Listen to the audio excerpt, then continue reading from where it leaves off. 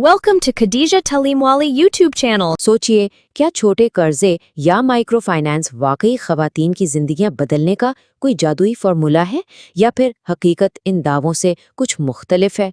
आज के इस तज्जिये में हम बराह रास्त मुस्तनद रिसर्च और डेटा की गहराई में जाएंगे और देखेंगे कि इस अफसाने और हकीकत के दरमियान आखिर फ़र्क क्या है।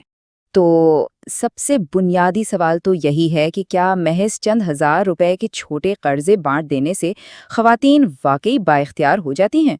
देखें, आलमी फराही तंजीमों ने तो इस मफरूज़े को बड़ी हद तक मान लिया है, लेकिन हम सिर्फ बातों पर यकीन नहीं करेंगे। आइए डेटा की मदद से इस सवाल का जवाब तलाश करते हैं। ज़रा इस नंबर पर गौर करें। 70%। दुनिया में गुर्बत की लकीर से नीचे ज़िंदगी गुजारने वालों में 70% ख़वातीन हैं।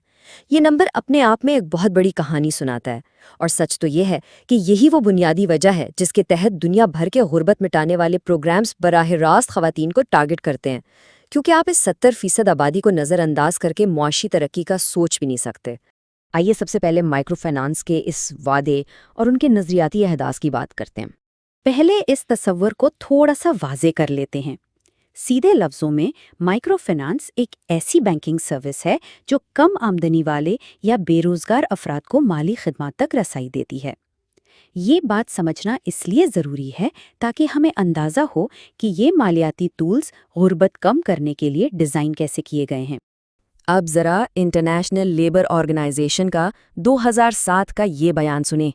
इनके मुताबिक माइक्रो फाइनेंस में सुनफी मसावात और पायदार रोजगार को फ़रोग़ देने की ज़बरदस्त सलाहियत मौजूद है, और यही वो उम्मीद अफ़ज़ा सोच है जिसने दुनिया भर की पॉलिसियों को शक्ल दी है। मतलब ये मान लिया गया कि कर्ज तक रसाई का सीधा सा मतलब ख़वातीन की खुद मुख्तारी है।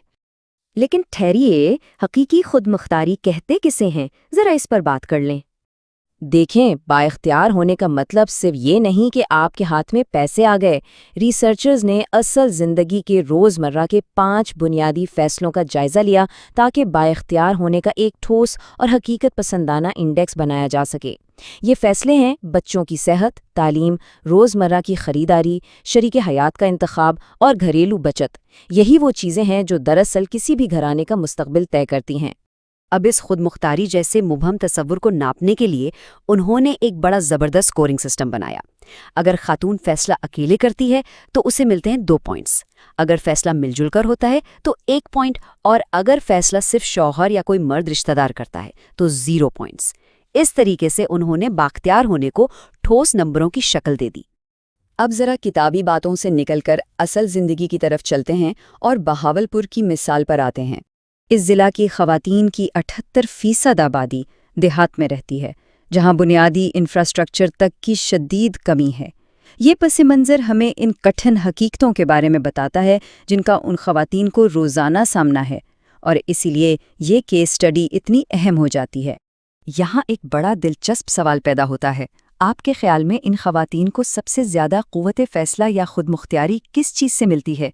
क्या वो इनकी उम्र है या शायद कर्ज़ की रकम? देखते हैं डेटा हमें क्या बताता है। और डेटा ने हमें वाकई हैरान कर दिया।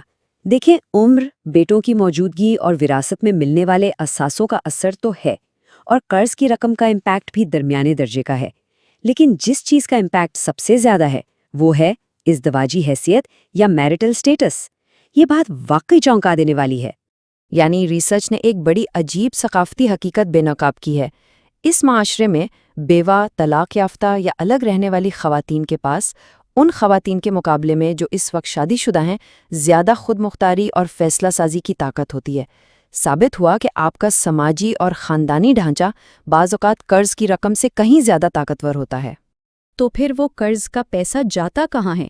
आइए फंड्स का पीछा करते हैं। नताइज बड़े चश्मकशा हैं। 65% ख़वातीन ने तो वाकई अपने कर्ज का इस्तेमाल खुद किया, लेकिन बाकी के लगभग 34% का क्या? वो कर्ज तो औरत के नाम पर लिया गया था, लेकिन उसे शौहर या बाप ने अपने कब्जे में लेकर इस्तेमाल किया, और ये एक बहुत बड़ा और अहम फ़र्क है। जब हम इन 2 मुख्तलिफ रास्तों का मुवाजना करते हैं तो पूरी कहानी समझ आ जाती है। अगर कर्ज पर ख़वातीन का अपना कंट्रोल है तो उनकी खुद मुख्तारी में एक वाज़ेह और मज़बूत इजाफा होता है, लेकिन अगर इसी पैसे को मर्द कंट्रोल कर रहे हैं तो उसका असर बिल्कुल सिफर होता है। خواتین کے بااختیار ہونے کی سطح وہیں کی وہیں رکی رہتی ہے۔ سیدھی سی بات ہے، صرف نام کا قرض کافی نہیں، فیصلہ سازی تب آتی ہے جب سرمایہ عورت کے اپنے ہاتھ میں ہو۔ ایک اور مزے کی بات سنیں، ریسرچ بتاتی ہے کہ شوہر کتنا ہی پڑھا لکھا کیوں نہ ہو، اس کی تعلیم کا فائدہ عورت کی خود مختاری کو صرف اور صرف اسی صورت میں ملتا ہے جب قرض کا عملی کنٹرول عورت کے پاس ہو۔ اگر پیسوں کا کنٹرول اس کے پاس نہیں تو شوہر کی تعلیم کا سارا مثبت اثر مکمل طور پر غائب ہو جاتا ہے۔ تو اس ساری بحث کا حتمی نتیجہ کیا نکلا؟ اس تفصیلی جائزے کا لبا بالکل صاف ہے۔ مائکرو فنانس خواتین کو تبھی اور صرف تبھی بااختیار بناتا ہے جب حاصل کیے گئے پیسوں کا مکمل اور غیر مشروط کنٹرول ان کے اپنے ہاتھ میں ہو۔ محض قرضے بانٹ دینا معاشی ترقی کے لیے قطعی طور پر ناکافی ہے، جب تک کہ اس بات کی 100% ضمانت نہ ہو کہ اسے وہی خاتون استعمال کر رہی ہے۔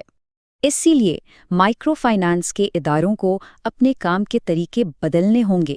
نہ صرف مائکرو فائنانس کے حجم کو بڑھایا جائے بلکہ سختی سے اس بات کو یقینی بنایا جائے کہ قرض خواتین ہی استعمال کریں، اور سب سے بڑھ کر انہیں انتظامی اور پیشہ ورانہ تربیت دی جائے۔ یاد رکھیں، صرف پیسہ دے دینا کافی نہیں، ہنر اور رہنمائی بھی انتہائی ضروری ہے۔ آخر میں ایک سوال آپ سب کے سوچنے کے لیے، اگر محض قرض فراہم کر دینا کافی نہیں تو دنیا بھر کے ان ترقیاتی پروگرامز کو کس طرح بدلنا چاہیے تاکہ پیسوں پر حقیقی کنٹرول یقینی بنایا جا سکے؟ یہ وہ سوال ہے جو یقیناً ہماری مستقبل کی معاشی پالیسیوں کا رخ طے کرے گا۔ Thank you for watching Khadija Talimwali YouTube channel.